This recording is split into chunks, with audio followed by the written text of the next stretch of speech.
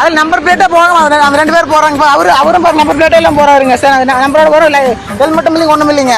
என்னை மட்டும் பிடிச்சி 1000 ரூபாய் ஃபைன் போட்டுக்கிறீங்க நீங்க. பாருங்க எத்தனை பேர் போறாங்க பாருங்க, ஹெல்மெட் எல்லாமே போறாங்க. இதுக்கு எதுவும் சொல்ல மாட்டேங்கிறீங்க சார்.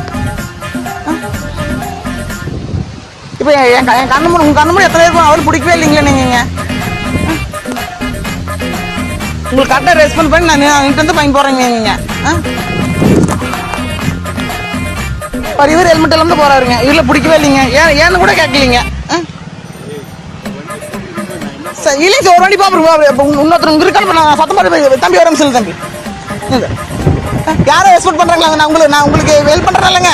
அவன் ரெஸ்பாண்ட் பண்றாங்க. யாரும் ரெஸ்பாண்ட் அந்த ஆட்டோவில் 8-9 பேர் போறாங்க. ஆட்டோ 3 பேர் தான் பர்மிஷனாங்க.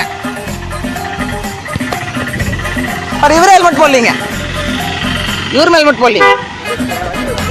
பாரு இந்த அக்கா சீட் பெல்ட் போடலீங்க. நம்பர் பிளேட் பார்த்துக்கோங்க.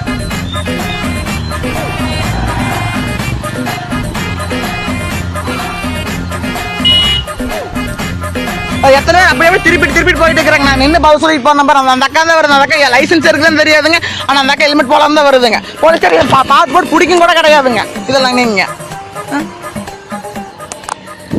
பாருங்க எத்தனை பேர் போறாங்க பாருங்க. இது செட்டி வேலையுமுங்க. செட்டியால் போச்சு விநாயகர் கோயில் கிட்டேங்க.